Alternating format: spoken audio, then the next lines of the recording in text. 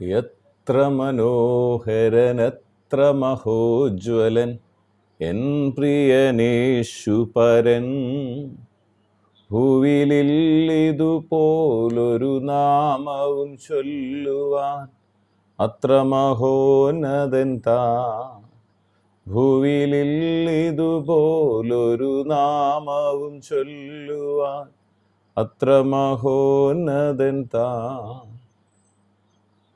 അതിക്രൂരമായി ദുഷ്ടരായി ദണ്ഡിതനായി ഏറ്റം ഹീനമായി തന്മേനി തകർക്കപ്പെട്ടു ക്രൂശിൽ യാഗമായി സ്വന്ത ജീവനേകി നമ്മെ വീണ്ടെടുത്തോനാകയാ. എത്ര മനോഹരൻ എത്ര മഹോജ്വലൻ എൻ പ്രിയനേശുപരൻ. ഭൂവിലിതുപോലൊരു നാമവും ചൊല്ലുവാൻ അത്ര മഹോന്നതൻ താൻ. എന്നെ കരുതുന്നവൻ, എന്നെ നടത്തുന്നവൻ, എൻ്റെ ഇടയനവൻ, കൈവിടുകില്ലവൻ. ഉറങ്ങുകയുമില്ല മയങ്ങുകയുമില്ല, എന്നെ ഉള്ളംകൈയിൽ താങ്ങിടുന്നു. എത്ര മനോഹരൻ എത്ര മഹോജ്വലൻ എൻ പ്രിയനേശുപരൻ. ഭൂവിലിതുപോലൊരു നാമവും ചൊല്ലുവാൻ അത്ര മഹോന്നതൻ താൻ. നിത്യരാജാവൻ, മഹാദയയുള്ളവൻ, സത്യമാർഗമവൻ, നീതി സൂര്യനവൻ, മോക്ഷവാതിലും താൻ, ജീവമന്നയും താൻ, നിത്യജീവന്റെ ഉറവയും താൻ. എത്ര മനോഹരൻ എത്ര മഹോജ്വലൻ എൻ പ്രിയനേശുപരൻ. ഭൂവിലിതുപോലൊരു നാമവും ചൊല്ലുവാൻ അത്ര മഹോന്നതൻ താൻ.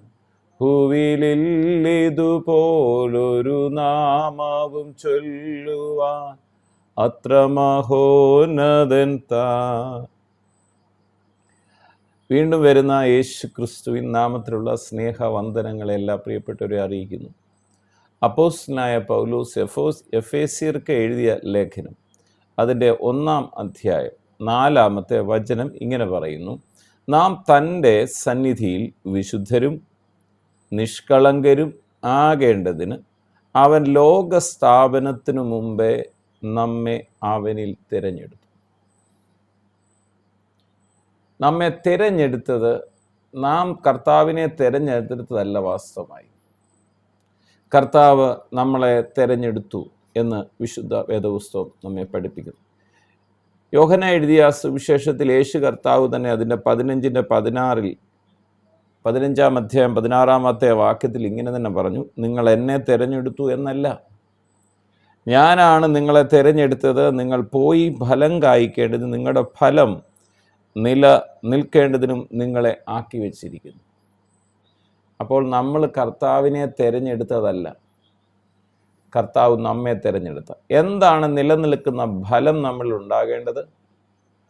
അത് പരിശുദ്ധാത്മാവിനോട് നമ്മൾ ചേർന്ന് ജീവിക്കുമ്പോൾ, യേശുവിനോട് ചേർന്ന് ഇരിക്കുമ്പോൾ, യേശു ക്രിസ്തുവിൽ നിന്നുള്ള ഫലം എന്ന് പറഞ്ഞാൽ പരിശുദ്ധാത്മാവിൻ്റെ ഫലങ്ങളായ സ്നേഹവും സന്തോഷവും സമാധാനവും ദീർഘക്ഷമയും പരോപകാരവും വിശ്വസ്തതയും സൗമ്യതയും ഇന്ദ്രിയ ജയവും നമ്മളിൽ നിന്നുണ്ടാകും. അതിനുവേണ്ടി അങ്ങനെ നിലനിൽക്കുന്ന ഒരു ഫലം കായ്ക്കാൻ കർത്താവ് നമ്മെ കർത്താവിൻ്റെ സന്നിധിയിൽ തിരഞ്ഞെടുത്തിരിക്കുന്നു. എഫേസ്യർക്ക് എഴുതിയ ലേഖനം അതിൻ്റെ 5-ാം അധ്യായം 27-ാമത്തെ വാക്യം ഇങ്ങനെ പറയുകയാണ്: സഭയെ ശുദ്ധിയും നിഷ്കളങ്കയുമായി തനിക്ക് തന്നെ തേജസ്സോടെ മുൻനിർത്തേണ്ടതിനും തന്നെത്താൻ അവൾക്ക് വേണ്ടി ഏൽപ്പിച്ചു. നമ്മളെ വിശുദ്ധരായി നിലനിർത്തേണ്ടതിന് യേശു കർത്താവ് നമുക്ക് വേണ്ടി ഏൽപ്പിച്ചു തന്നു.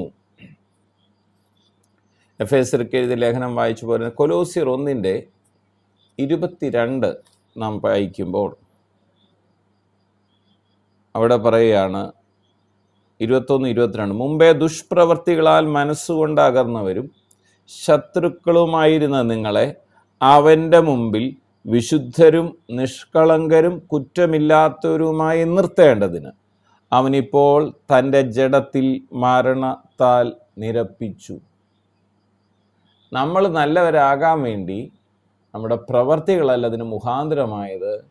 പിതാവാൻ ദൈവത്തിൻ്റെ മടിയിലിരുന്ന ഏകജാതനായ പുത്രനാകുന്ന യേശു ക്രിസ്തു ഈ ലോകത്തിലേക്ക് താണിറങ്ങി വന്ന് തൻ്റെ അവസാന തുള്ളി രക്തം വരെയും ചൊരിഞ്ഞ് നമ്മളെ നിരപ്പിച്ചു, പിതാവിനോട് നിരപ്പിച്ചു. അതിൻ്റെ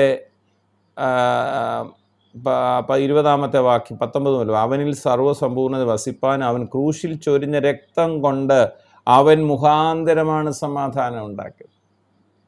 എന്നിട്ട് പറയാണ്, ഭൂമിയിലുള്ളതോ സ്വർഗത്തിലുള്ളതോ സകലത്തെയും അവനെ കൊണ്ട് തന്നോട് നിരപ്പിപ്പാനും പിതാവിന് പ്രസാദം തോന്നി. മുമ്പേ ദുഷ്പ്രവർത്തികളാൽ മനസ്സുകൊണ്ട് അകന്നവരും ശത്രുക്കളുമായിരുന്ന നിങ്ങളെ അവൻ്റെ മുമ്പിൽ വിശുദ്ധരും നിഷ്കളങ്കരും കുറ്റമില്ലാത്തവരുമായി നിർത്തേണ്ടതിന് അവൻ ഇപ്പോൾ തൻ്റെ ജഡത്തിൽ മരണത്താൽ നിരപ്പിച്ചു.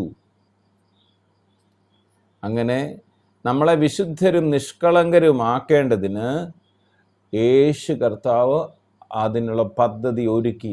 അവൻ്റെ അവസാന തുള്ളി രക്തം വരെയും ചൊരിഞ്ഞ് ആ രക്തവുമായി പിതാവിൻ്റെ വലത്ത് ഭാഗത്ത് പോയി എന്നേക്കുമുള്ള വിടുതൽ നമുക്കായി കർത്താവ് ഒരുക്കി. അതുകൊണ്ടാണ് നമ്മൾ തൻ്റെ സന്നിധിയിൽ വിശുദ്ധരും നിഷ്കളങ്കരും ആകേണ്ടതിനാണ് ലോകസ്ഥാപനത്തിനു മുമ്പേ അവനിൽ തെരഞ്ഞെടുത്തിരി. ഇതെല്ലാം കർത്താവിൻ്റെ തെരഞ്ഞെടുപ്പാണെന്ന് നാം മറന്നു പോകരുത്.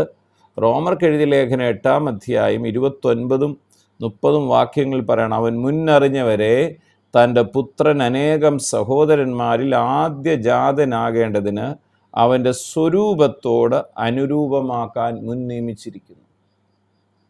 എന്ന് പറഞ്ഞാൽ ആ സ്വരൂപം യേശുവിനോട് അതേ രൂപത്തിൽ അതേ സ്വഭാവത്തിൽ ആയി തീരാനാണ്, അനുരൂപമാകാനാണ് നമ്മളെ മുൻ നിയമിച്ചിരിക്കുന്നത്. അതേപോലെ യേശുവിനെ എങ്ങനെ കണ്ടോ അതുപോലെ നമ്മയും കാണേണ്ടതിന് വേണ്ടിയാണ് ദൈവം എന്നെയും നിങ്ങളെയും തിരഞ്ഞെടുത്തു. എന്നിട്ട് പറയാം, മുന്നറിഞ്ഞവരെ വിളിച്ചു, വിളിച്ചവരെ നീതീകരിച്ചു. ആ നീതീകരണം എങ്ങനെയാണ് ഉണ്ടായത്? നമ്മുടെ നല്ല പ്രവൃത്തി കൊണ്ടല്ല. നമ്മുടെ നല്ല പ്രവൃത്തികൾ എന്ന് പറയുന്നത് കറ പുരണ്ട വസ്ത്രം പോലെ ഉള്ളായിരുന്നു ദൈവത്തിന് മുമ്പിൽ. എന്നാൽ നീതിമാനായി നിഷ്കളങ്കനായി സ്വർഗത്തേക്കാൾ ഉന്നതനായി തീർന്ന യേശു ക്രിസ്തുവിൻ്റെ രക്തം, അറുക്കപ്പെട്ട കുഞ്ഞാടിൻ്റെ രക്തം, അതുകൊണ്ട് പിതാവിൻ്റെ വലതുഭാഗത്ത് ചെന്ന് നമുക്കതിന് നമ്മുടെ പാപത്തിന് പകരമായി വില കൊടുത്തത്. അത് അങ്ങനെ നമുക്ക് വേണ്ടി പക്ഷപാതം ചെയ്ത് വാസ്തവമായി നമ്മളെ എന്ത് ചെയ്തിരിക്കുകയാണ്? നമുക്ക് വേണ്ടി പക്ഷത്ത് നിന്ന് നമ്മളെ നീതീകരിച്ചു. ഇവിടെ പറയാണ്, മുന്നറിഞ്ഞവരെ വിളിച്ചു.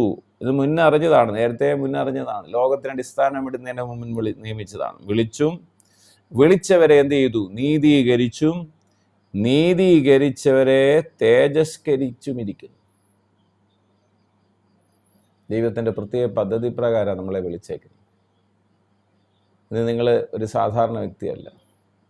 നിങ്ങളെ തൻ്റെ സന്നിധിയിൽ വിശുദ്ധരും നിഷ്കളങ്കരും ആകേണ്ടതിന് അവൻ ലോകസ്ഥാപനത്തിനു മുമ്പേ അവനിൽ തിരഞ്ഞെടുക്കും.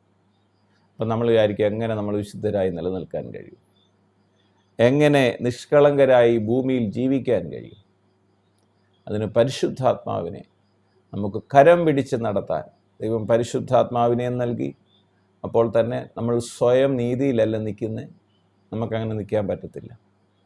പകരം യേശു ക്രിസ്തുവിൻ്റെ നീതിയിൽ, യേശു ക്രിസ്തുവിൻ്റെ വിശുദ്ധി എൻ്റെയും നിങ്ങളുടെ മേൽ ദൈവം ആരോപിച്ചിരിക്കുന്നു. കാര്യം ഈ തെരഞ്ഞെടുപ്പ് ലോകസ്ഥാപനത്തിനു മുമ്പേ ആണ്. അതാ പറയാൻ തൻ്റെ സന്നിധിയിൽ, ദൈവത്തിൻ്റെ സന്നിധിയിൽ. ചിലപ്പോൾ ഇത് മനുഷ്യർക്ക് പറഞ്ഞാൽ മനസ്സിലാവത്തില്ലായിരിക്കും. പക്ഷെ ദൈവത്തിൻ്റെ സന്നിധിയിൽ നമ്മളെങ്ങനെ നിൽക്കണം? തൻ്റെ സന്നിധിയിൽ വിശുദ്ധരും നിഷ്കളങ്കരും ആകേണ്ടതിന് വേണ്ടി ലോകസ്ഥാപനത്തിനു മുമ്പേ അവനിൽ തിരഞ്ഞെടുത്തെങ്കിൽ അങ്ങനെ നിർത്താൻ പരിശുദ്ധാത്മാവിനെ കൂട്ടിനായി തോന്നും.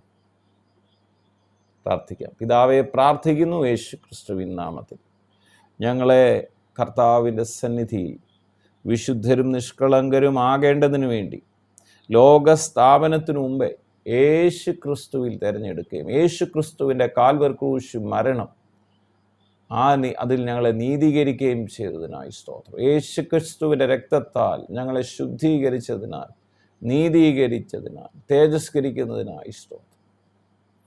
എന്നെ കേൾക്കുന്ന രോഗികൾ യേശു ക്രിസ്തുവിൻ അടിപ്പിണരുകളാൽ സൗഖ്യം പ്രാപിക്കട്ടെ.